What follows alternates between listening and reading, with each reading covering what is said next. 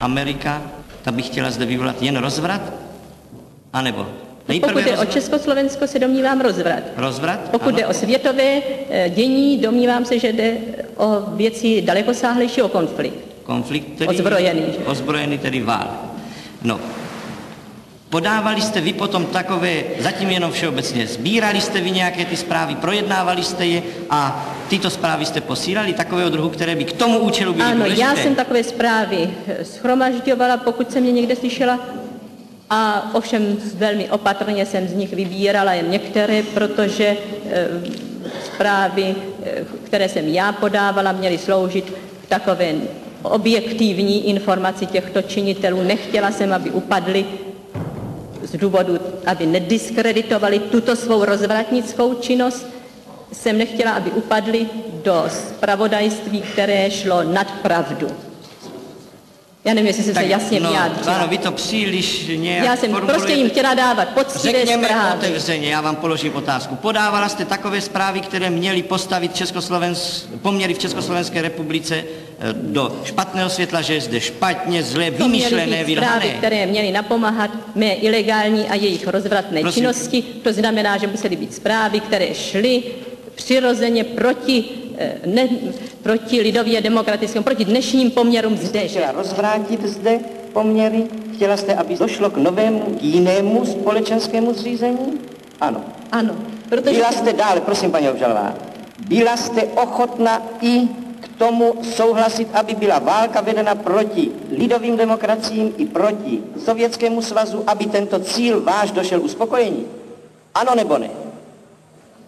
Ano. Věděla jste, paní obžalovaná, že také ti vaši patroni v zahraničí, Zenkl a Ripka, pracují přímo k rozpoutání války?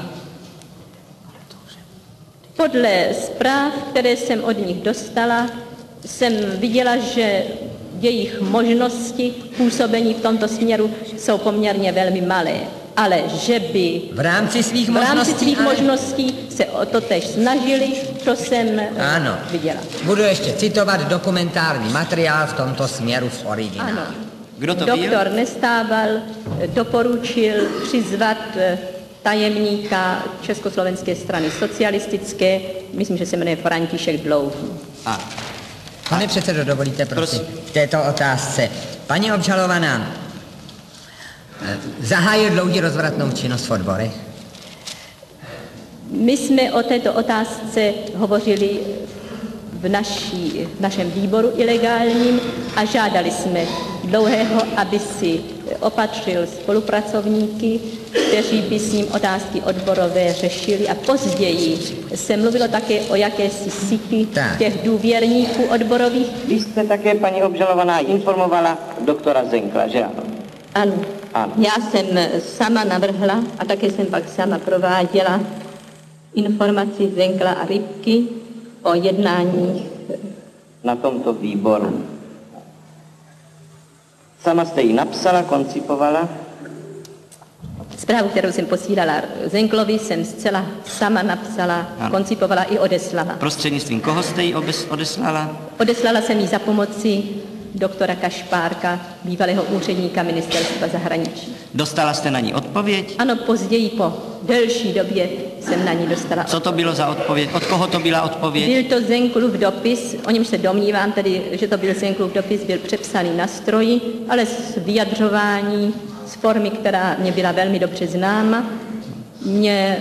Ten dopis jsem identifikovala jako dopis Zenklu. Ano. Dostala jste také dopis od Ripky? Ano, dostala jsem také dopis od Ripky na podzim 1949. O čem pojednával ten dopis? Ten dopis byl obsáhlý.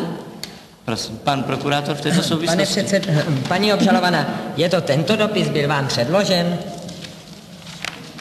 Snad, že by pan prokurátor z něho ocitoval nějakou stať?